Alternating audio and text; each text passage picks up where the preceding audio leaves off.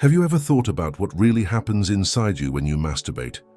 I'm not just talking about what happens in your body, the physical sensations, but also what happens in your mind, your soul, deep within your being. Masturbation remains a topic that almost no one discusses openly.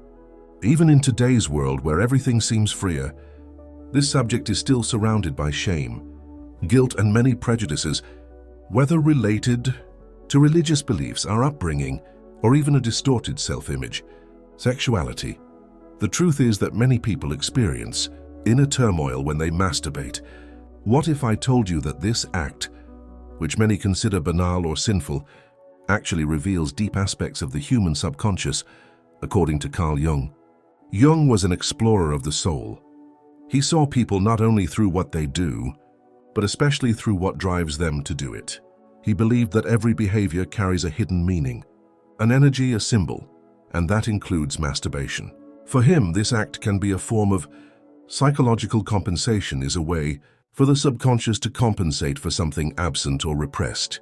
Sometimes it's a means of escape, sometimes an attempt to reconnect with forgotten parts of oneself. It's no wonder this behavior, so intimate and common, can have so many meanings. That's why today, instead of speaking superficially or morally about the act itself, we're going to approach things differently. We'll analyze it from the perspective of depth psychology. We'll understand what lies behind masturbation when it's repeated too often, when it becomes addictive, or when it happens automatically without us really realizing it. Jung states that what is not brought to consciousness returns to the mind. In other words, if you don't understand what motivates you, you end up being guided by forces you don't even know exist. And many of these forces manifest themselves in the form of desires, impulses, and behaviors that you may think you have control over, but don't always before judging or feeling guilty. What we really need is to become aware of them. What lies behind your desire? What part of yourself is trying to express itself? And most importantly, what do you do with the energy you release during masturbation? That's precisely what we're going to talk about in this video. Don't worry, this topic goes way beyond appearances. But first, like this content so more people see it, subscribe to the channel here so you don't miss a single video. When we hear the word libido, we almost always immediately think of sex, right? But for Jung, libido wasn't the most important thing. Only sexual desire. In fact, he saw libido as a kind of fuel for the soul, and this is true for Jung. Libido is the life force that moves everything within us: desires, wills, dreams, fears. All of this is psychic energy, and sexual desire is just one of the forms that this energy can take. Now stop thinking about what happens when this energy has nowhere to go. When we have no space to express ourselves with a purpose to live, this force begins to accumulate, begins to boil within us, and often finds another outlet. Masturbation is simple in this sense. It can be an outlet, a quick and solitary way to free one's attention. But an important question arises here: is this energy being used consciously, or is it simply wasted? Jung believed that how we use our libido says a lot about our inner state. If you find yourself returning to a repetitive behavior, such as compulsive or automatic masturbation, it may be a sign that your spiritual energy is spinning its wheels to the point of stagnation, of not. Its purpose is creation, connection, and transformation. It's not about whether masturbation is good or bad. It's not a question of morality, but of consciousness. Because when we make an act unconscious, it begins to control us without us even realizing it. Sometimes we masturbate not out of desire, but out of sadness, boredom, anxiety, or loneliness. In this case, the libido serves to fill a void, to hide a wound that may not yet have been healed.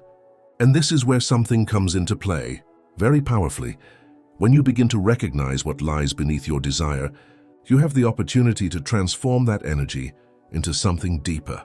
Masturbation shouldn't just be a relief. It can also be a form of reconnection. But this only happens when you begin to view your libido not as a problem or a shame, but as a sacred, creative, and vital force, something worthy of respect, because deep down it's the libido that makes the soul vibrate. And if properly directed, it can change everything. Knowing that, according to Jung, libido is the vital energy that animates everything within us. It is time to explore a more delicate, but also more revealing dimension: the shadow. For Jung, the shadow refers to everything we hide from ourselves, everything we have learned not to feel, not to think, to be unacceptable, desires, impulses, emotions, often repressed since childhood. You know what? Sexuality is one of the areas where the shadow manifests itself most, because from a very young age, we learn that certain things, ugly, sinful, bad, we learn to be ashamed of our own body, of lust, curiosity, desire, and all this is repressed deep in the subconscious, but the repressed does not disappear. It only changes form. This is where masturbation comes into play. When it occurs, hidden by feelings of guilt, in an impulse, in a hurry, it is perhaps driven by the same shadow that is there, that wants to express itself, that wants to come out, even if it is in a distorted form. Have you ever noticed how often, after masturbation, this feeling of emptiness, even shame, as if something had been done wrong, even without anyone directly saying so? This could be a reflection of your shadow, both active and repressed. Jung said that as long as you don't become aware of your shadow, it will continue to rule your life, and you call it destiny. This means that if you ignore your unconscious impulses, you will end up being controlled by them without realizing it, without understanding them, without having a choice. In the case of masturbation, this means ultimately we repeat this behavior not out of desire, but because we are trapped in a pattern born of oppression, not freedom. However, there is an important twist here. Looking at the shadow does not mean fighting it. It does not mean eliminating desires. It means recognizing them. It reveals what lies in the shadows. It means understanding that this desire, this fantasy, this impulse has an origin, and that when you understand its origin, you can decide what to do with it. So the next time you feel that automatic impulse, stop for a moment and ask yourself, is this a desire? Is this true, or is it my shadow trying to manifest itself? This simple question can already open a breach in consciousness. And consciousness, my friend, is the beginning of all liberation. If there's one thing Jung knew perfectly well, it's that our minds don't work as simply as we imagine.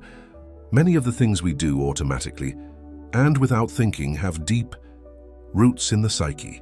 And one of these roots is what we call complexes. But rest assured, complex in Jungian psychology is not complicated, as the word suggests.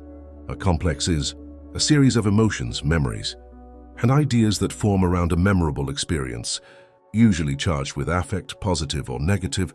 And you know the strangest thing, when a complex is triggered, we feel like we lose our identity for a moment, as if another part of our psyche takes over.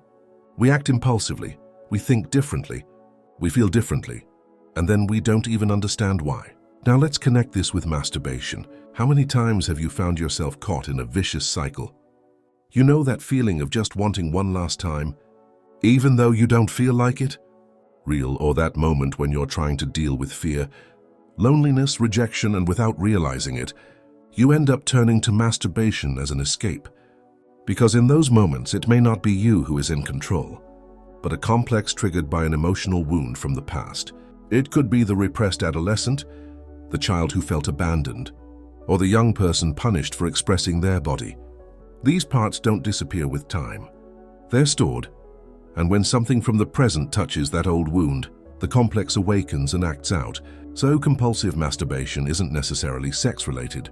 It can be an unconscious attempt to numb the pain of a situation that hasn't yet healed. And this is the most important point. You don't overcome a complex by fighting it. You overcome it by becoming aware of it, facing it, and asking yourself, what am I trying to avoid right now? What feeling don't I want to feel? Where does this fear, this emptiness, this unease come from? Jung said that the complex has a life of its own, and that even if it doesn't integrate these distinct parts of us, they continue to lead us to behaviors that weaken us. But when you realize that you're not weak, bad, or strange, but simply that you have characteristics you haven't yet accepted, then the real transformation begins. Masturbation can be a mirror in this sense, a signal that something inside you is crying out for attention. Not punishment, but listening. What exactly are you looking for when you masturbate? The immediate response may be pleasure, but according to Jung, there's much more to it than that. Especially when two very specific figures from the unconscious come into play, the anima and the animus. These names may sound strange, but what they represent is very familiar to us. The anima is the image of the feminine in men, the animus that of the masculine in women. These figures are constructed throughout our lives from our experiences with people of the opposite sex, especially in the most formative relationships, such as those with the father, mother, and siblings, masters, etc. Jung said that when you fall in love, you are fascinated, idealize someone, or feel a strong attraction to a person of the opposite sex. In fact, you might project your anima or animus onto that person. Now think about it. Who exactly are you relating to when you masturbate? Even if you're not with another person, that relationship physically exists in your mind. There's an image, a fantasy, a sensation of being with someone, and that person is often a direct reflection of your anima or your moods. And here's a crucial point. When these internal figures are distorted, repressed, or wounded, the management of desire is also unbalanced. You may constantly masturbate with fantasies of domination, humiliation, or submission, or create an idealized, almost unrealistic, and unattainable image of your ideal partner. These are all signs that the anima or animus is yearning for healing, for integration. This solitary, intimate act, which seems so simple, can actually be a phase of inner drama, the one between your conscious self and those inner images that inhabit you, and much more. Jung believed that the integration of the anima, or humors, is essential to individuation, the process of becoming who you truly are. That said, consciously recognizing and connecting with your inner femininity or masculinity is fundamental to self-knowledge. So the next time you feel the need or urge to masturbate, stop and observe the person you are connecting with at that moment. This image pops into my mind. For me, this figure represents a desire, a lack, a memory. Asking this question at such a moment may seem excessive, but it isn't. It is precisely in these moments of greatest intimacy and solitude that the soul speaks, and when we begin to listen to it, desire ceases to be purely physical. It becomes profound, even soothing. Because ultimately, masturbation can also be a somewhat strange and confusing attempt to find the other within. We've talked about this before. Much has been said about desire, hidden urges, and everything behind masturbation. But a radical shift is emerging today. What to do with all that energy? According to Jung, there is something called sublimation, and it has nothing to do with repressing desire or pretending it doesn't exist. Quite the opposite. In psychology, sublimation means transforming a primitive energy like sexual desire into something creative, constructive, or even spiritual. It's when we stop discharging that energy into automatic behaviors and begin channeling into something greater, an art, a project, an education, a life's work.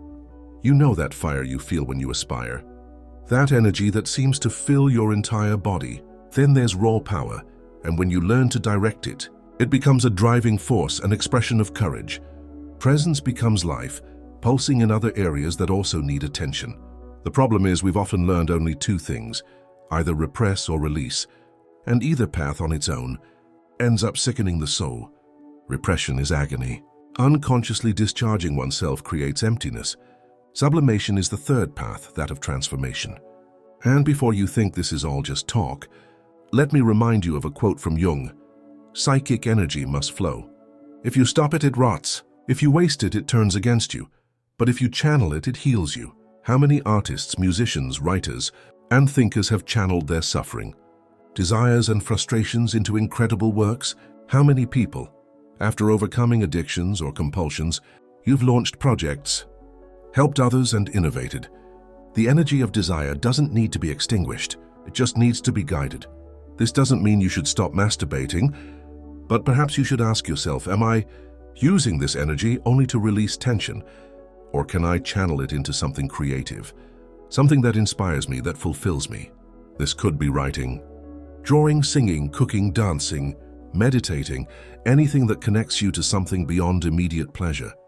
Masturbation can even be a form of physical activity. It still exists, but it's no longer the only outlet. It's part of a larger system where pleasure isn't just physical, but also emotional, symbolic, and spiritual. Jung believed that humans are symbolic beings. We don't just live by instinct, we live by meaning. And when you understand what your desire is trying to tell you, you begin to make real choices. You know that moment after masturbation when everything seems a little boring? It's as if the body feels relieved, but something inside us sometimes remains restless. Sometimes you feel a slight sense of guilt, sometimes a sadness that's hard to explain, or simply an awkward silence as if something is missing. This is precisely when you need to stop and listen. Carl Jung said that everything that repeats itself unconsciously is, deep down, a plea from the soul that wants to be heard. And that emptiness after pleasure can be precisely that, the soul calling you, not to condemn you, but to show you that perhaps you were looking not only for pleasure, but also for connection. It's as if masturbation were a shortcut to satisfying a deeper need, a deep sense of affection, of presence, the feeling of being seen by someone, even if it's just yourself. But physical pleasure fades quickly if it's not accompanied by mindfulness. It doesn't fill you.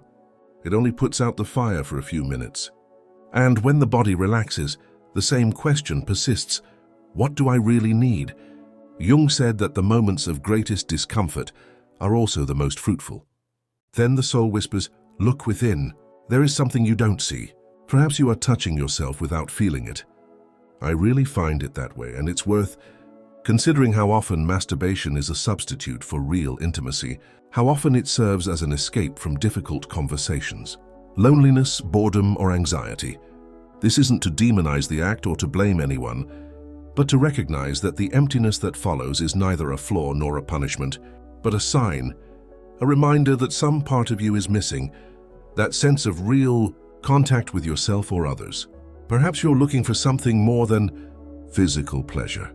Perhaps you are seeking a reunification with your being, and this emptiness can be the first step towards this reunification. For as Jung said, human beings cannot live on pleasure alone. They need meaning and pleasure. Accompanied by presence and awareness, they transform into something much greater. They become a bridge between body and soul. After all we have seen, you may be asking yourself, so what should I do? Stop masturbating, fight the desire, try to repress it? The answer is no. It's about stopping, about changing. Carl Jung never advocated rigid impulse control. He knew that repression only shifted the problem inward.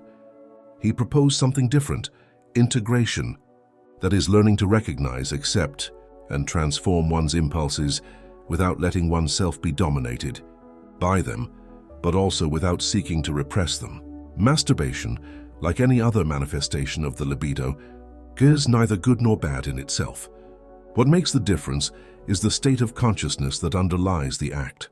If one practices it out of boredom, by compulsively running away, you fuel a vicious cycle that distances you from yourself.